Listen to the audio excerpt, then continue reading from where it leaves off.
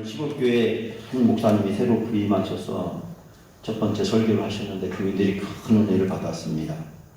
너무나 새로 오신 목사님을 좋아했고 잘 모셔왔다고 생각했습니다.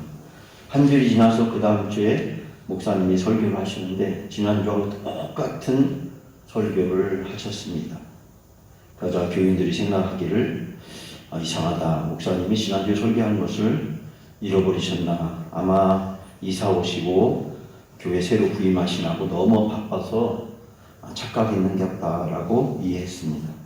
세 번주가 되어서 목사님이 설교하시는데 또다시 지난주에 설교했던 그리고 그 전주에 설교했던 내용과 똑같은 내용을 설교를 하셨습니다. 교인들은 우리 목사님을 잘못 모셔왔는가 보다. 모셔와도 너무나도 잘못 모셔왔는가 보다 우려하는 소리가 나오고 술렁거리기 시작했습니다. 이때 한 용감한 교인이 손을 들어서 목사님께서는 언제 새로운 설교를 시작하실 겁니까? 라고 물었다고 합니다. 그러자 그 목사님이 하시는 말씀이 여러분 이 말씀이 여러분의 삶에서 적용될 때 나는 새로운 설교를 시작할 것입니다. 들어본 얘기죠? 여러분 여기까지는 다 들어본 얘기예요. 그 다음에 제 이야기가 담겨져 있습니다. 이 이야기는 여러분이 가끔 목사님들이 설교하면서 유머로 얘기했을 겁니다. 근데 저는요 이 이야기를 생각해 보면서 이 교회 교인들은 참으로 대단한 분들이다. 어떻게 지난주 설교한 걸 그렇게 잘 기억하고 있을까? 그리고 그 전주에 설교한 것도 어떻게 잘 기억을 하고 있을까?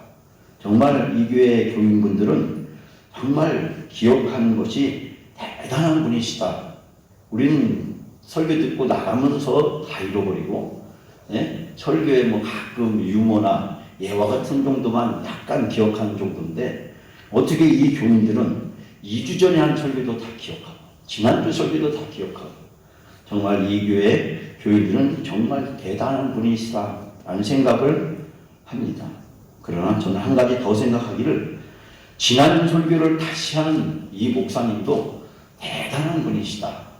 교인들이 그 말씀을 실천하지 않는다고 그 다음 주에 또 설교하시고 그 다음 주에 또 설교하시는 이 목사님도 정말 대단한 분이시다.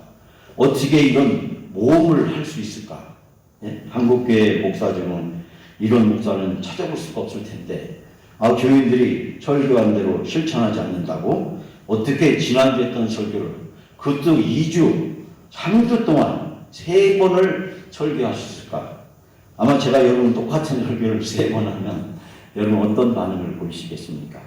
여러분도 아마 심각한 우려를 가서 하시면서 부부지간에 가족간에 대화하고 교인간에 교회 와서 대화하시고 카톡으로 우리 목사님 치매 왔는가 보다. 건망증이 심하신가 보다. 우리 목사님 병원에 가서 진단 받아야겠다라고 하실지 모르겠습니다. 저는요 요즘 스가랴서의 말씀을 나누면서 그런 생각을 합니다. 하나님께서 어떻게 이렇게 딱 맞는 말씀을 우리에게 주셨을까? 이 시대에 이 때에 우리 영광교회에 딱 맞는 말씀을 주셨을까? 목사님 제 생각입니다. 여러분 어떻게 생각하고 계실지 모르지만 하나님은 정말 우리에게 딱 맞는 말씀을 주셨다. 전 스가랴서를 한 번 정도는 설교를 했지만 제가 찾아보니까 제 데이터에 스가랴서를 평생 영광께 오기 전에 딱 2번 설교했더라고요. 2번 설교밖에 안 했는데 어떻게 제가 한 달 이상 매일 스가랴서만 설교할 수 있을까라고 생각하지를 못했습니다. 저는 스가랴서에 대해서 그렇게 깊은 이해도 가지고 있지도 않았고 학개서와 또 에스라, 느헤미야와 함께 큰 묶음으로 생각해서 바벨론 포로 이후에 무슨 일이 있었는가를 이해해 줄 수 있는 그런 말씀 정도로 생각했지 이 스가랴서에 대해서 깊이 있게 설교한 적이 없고 차라리 스가랴서보다는 에스라서나 특별히 에스라서도 2번밖에 설교한 적이 없고 가만히 생각해 보니까 제가 느헤미야서는 여러 번 설교를 했는데 이 스가랴서 왜 하필이면 이때 하나님이 설교하게 하셨을까? 오늘 아침도 그런 생각을 해봅니다.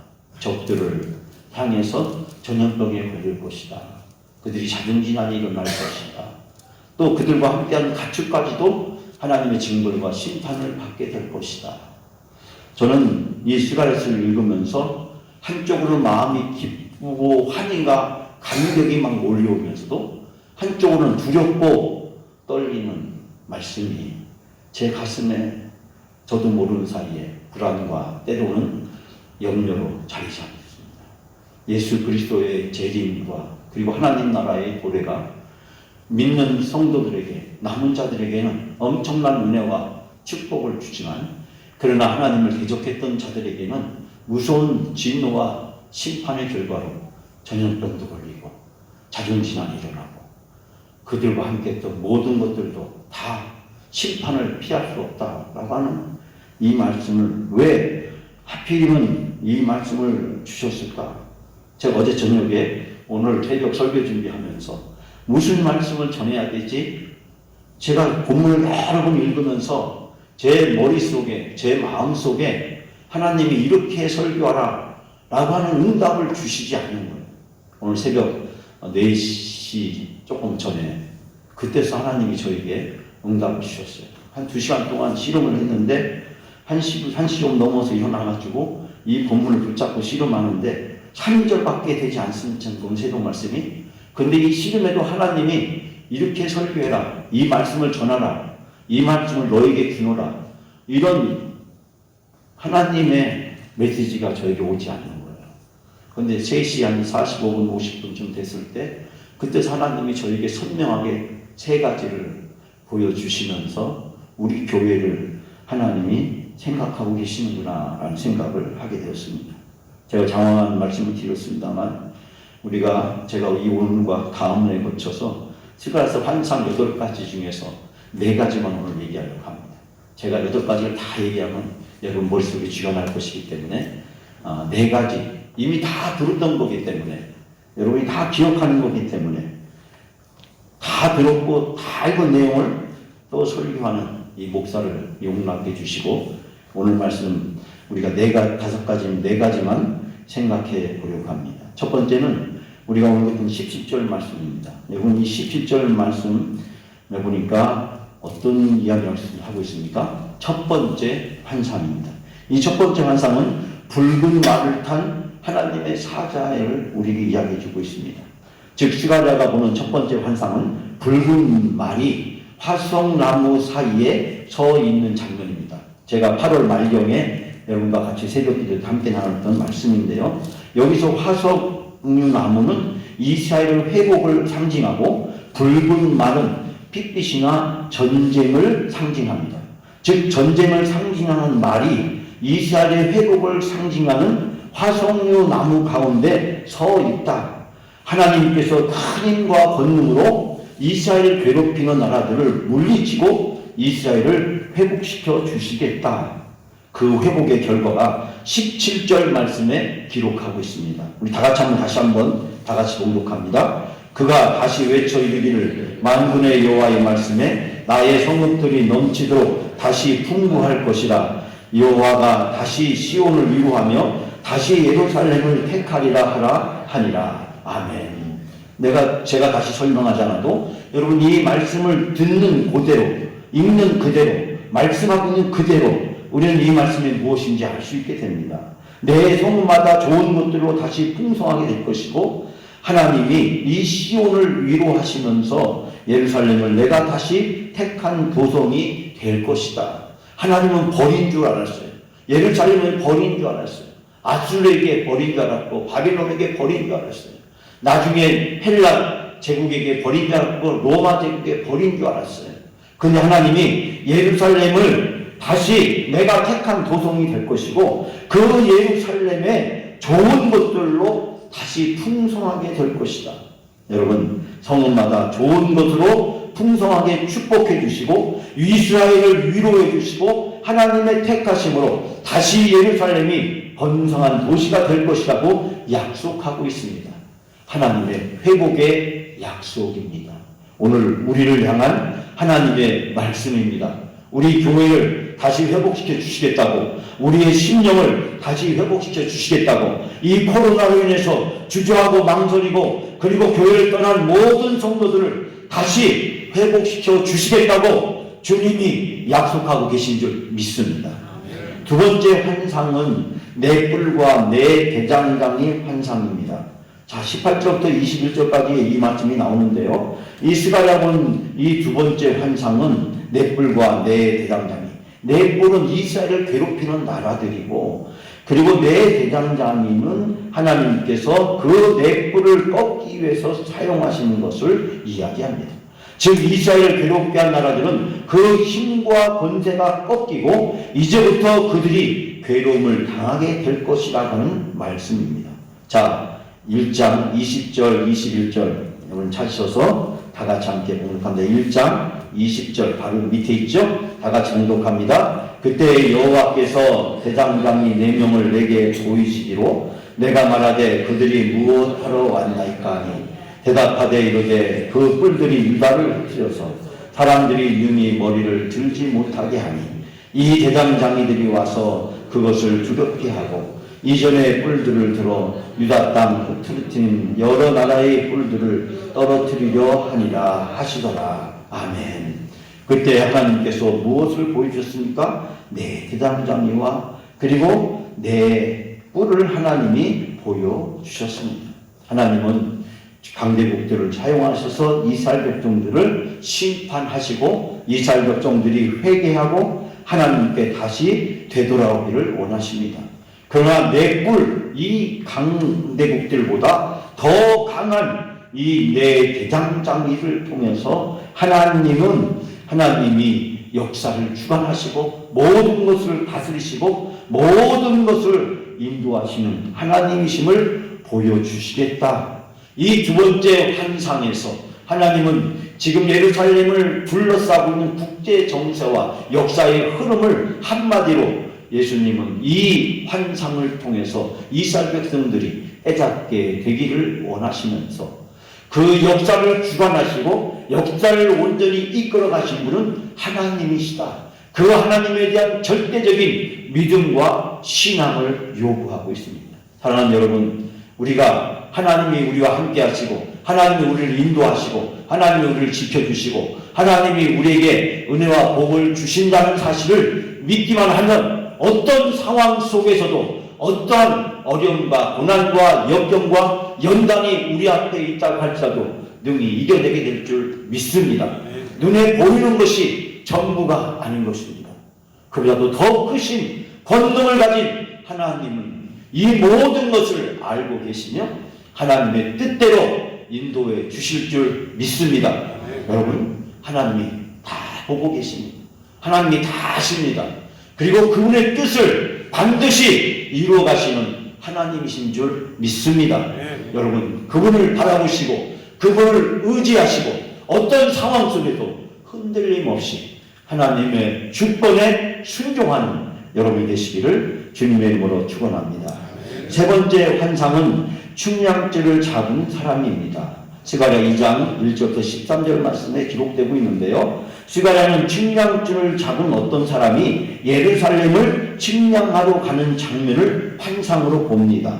그때 다른 천사에게와 함께 대화를 나눕니다. 왜 가냐고. 그러자 그 사람이 자기가 예루살렘에 가는 이유를 얘기합니다. 근데 그 다른 천사가 하는 말이 측량줄을 가진 사람에게 예루살렘이 사람도 많고 짐승도 많아서 성벽을 둘러쌀 수 없는 성읍이 될 것이다 라고 이야기합니다. 하나님께서 친히 예루살렘의 불성벽이 되어주시고 예루살렘의 영광이 되어주실 것이다 라고 말씀합니다.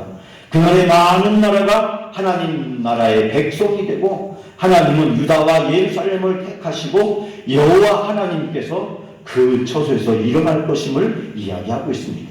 여러분 2장 4절 5절 우리가 두 절만 찾으셔서 다 같이 함께 봅니다. 2장 4절 5절입니다. 다 같이 함께 봉독합니다. 이르되 너는 달려가서 그 소년에게 말하 이르기를 예루살렘은 그 가운데 사람과 가축이 많음으로 성곽 없는 성읍이 될 것이다 하라.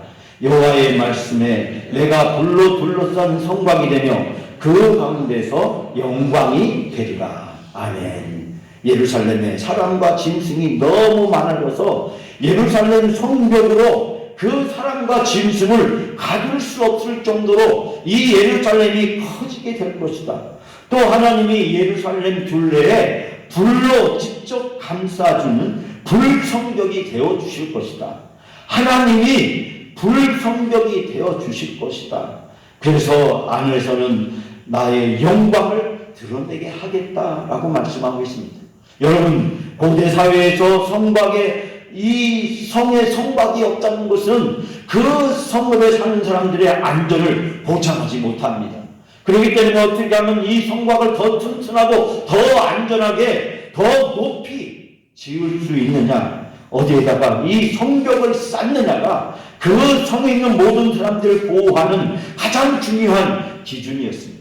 우리 앞에 여리고성 같은 경우는 성을 이중으로 싸서 적들이 침략하지 못하도록, 그리고 예루살렘 성도 높은 산악지대에 위치하고 있어서 적이 쉽게 침략할 수 없는 그런 예루살렘이었습니다. 근데 여러분, 예루살렘이 어떻게 됐습니까? 아수르한테 얻어맞고 애국한테 얻어맞고 바빌론에게 무참하게 짓밟히고, 그 후에 알렉산더 대왕에 의해 시리아의 안티오코스에 의해서 짓밟히고 로마에 의해서 처참하게 파괴되고 예루살렘 세 번째 성전까지도 파괴됐습니다. 첫 번째 성전, 세 번째 성전 다 적들에 의해서 열방에서 무참하게 짓밟히고 파괴되고 수많은 사람들이 학살을 당했습니다. 예루살렘이 아무리 탄압지대에 있다고 할지라도, 아무리 견고한 성을 쌓았다고 할지라도 그 성은 결코 이스라엘 백성들을 보호하거나 지켜주지 못합니다. 그런데 하나님이 친히 불성벽이 되어주시겠다, 하나님이 지켜주시겠다, 하나님이 함께해 주시겠다, 하나님이 이 예루살렘을 공격하는 모든 열방들로부터 하나님이 보호해 주시겠다 약속을 하고 있습니다. 사랑하는 여러분, 환상을 통해서 예루살렘의 미래를 보여주시고 그 예루살렘의 미래를 통해서 현재의 어려움을 잘 참고 견디게 되면 반드시 하나님이 영광 받아주시는 복된 날이 온다는 약속을 바로 이 말씀은 하고 있습니다. 우리가 영광의 남자로서 교회를 어려운 가운데 속에서 코로나와 그리고 이 광야학교 영적 전쟁 가운데 교회를 지키는 여러분들에게 하나님의 놀라운 은혜와 축복으로 함께해 주실 믿습니다. 우리 교회를 하나님이 불성적으로 지켜주실 줄 믿습니다. 그리고 이 성전 안에 있는 여러분들에게 하나님이 놀라운 은혜와 축복을 부어주실 줄 믿습니다. 네 번째 환상은 여호와 앞에 선 여호수아의 환상입니다. 스가랴 3장 1절부터 10절까지 나오는 말씀의 내용인데, 스가랴는 대사장 여호수아가 여호와 천사 앞에 섰고 그 곁에 사탄이 있어서 그를 대적하는 환상을 바라봅니다. 그때 여호와께서 사탄을 책망하시면서 여호수아가 입고 있던 더러운 옷을 벗겨 아름다운 거룩한 옷을 입히시며 그의 머리 위에 정결한 관을 씌워 주십니다. 그리고 그가 하나님의 도를 행하면 그가 하나님의 집을 다스리게 될 것이다. 하나님께서 새싹이라고 부르는 하나님의 종이 나게 하시고 그 땅의 죄를 제거해 주시고 그때 그들이 자기의 포도나무와 무화과 나무 아래서 서로 초대할 것이다. 저는 이 말씀을 통해서 여러분께 부직갱이라는 말씀을 전했습니다. 사랑하는 여러분, 우리는 하나님 앞에 다 부직갱이입니다. 하나님이 우리를 사용하기 때 그 부직갱이는 세상의 그 어떤 것과도 바꿀 수 없는 정금과 같이 빛나는 하나님의 영광을 위해서 쓰임받게 될 줄 믿습니다. 그 부직갱이 머리 위에 하나님이 빛나는 보석이 박히는 면류관을 씌워 주실 줄 믿습니다. 우리는 이 네 번째 환상을 통해서 남은 자로 살아가는 우리 영광의 성도로서 우리의 정체성을 발견하게 됩니다. 하나님, 내가 부직갱이입니다. 하나님이 이 부직갱이를 붙들어 주시면 모세의 지팡이처럼 이 부직갱이가 하나님을 위해서, 하나님의 교회를 위해서, 하나님의 복음을 위해서 존귀하게 능력 있게 사용될 줄 믿습니다. 그리고 이 부직갱이 위에 하나님께서 보석이 반짝반짝 빛나는 그 보석이 박힌 멸관을 씌워 주실 줄 믿습니다. 여러분, 오늘 이 네 번째 환상을 통해서 우리 자신들을 바라보면서 어떤 상황 속에서 담대하게 나아가는 여러분이 다 되시기를 바랍니다. 하나님은 오늘 이 첫 번째, 두 번째, 세 번째, 네 번째 환상을 통해서 영광의 남은 자로 살아가는 우리가 누군지, 우리가 어떠한 믿음과 신앙을 가지고 살아가야 되는지, 우리 신앙의 영적인 목표가 무엇인지를 분명하게 가르쳐주고 있습니다. 오늘도 이 말씀을 붙들고 기도할 때 하나님의 성령이 여러분 가운데 임하시고 하나님의 놀라운 은혜가 여러분 가운데 함께해 주실 줄 믿습니다. 우리 앞에 어떤 일이 있다고 할지라도 겁내거나 두려워하지 마십시오. 하나님이 우리와 함께 하십니다. 하나님 여기까지 우리를 인도하셨습니다. 그 하나님이 불성벽이 되어셔서 여러분을 지켜주시고 여러분이 주님 앞에 갈 때까지 주님이 여러분을 부르실 때까지 여러분과 동행해 주실 줄 믿습니다. 뿐만 아니라 그 하나님께서 이 다음에 하나님의 보좌 앞에 서게 되었을 때 여러분에게 반짝반짝 빛나는 보석이 박힌 멸관을 씌워 주시면서 착하고 충성된 영광의 종이었다고 예수 그리스도께서 증언해 주실 줄 믿습니다. 여러분, 그 영광스러운 날을 사모하면서 오늘도 이 말씀 붙들고 간절히 기도하시는 여러분이 되시기를 주님의 이름으로 축원합니다.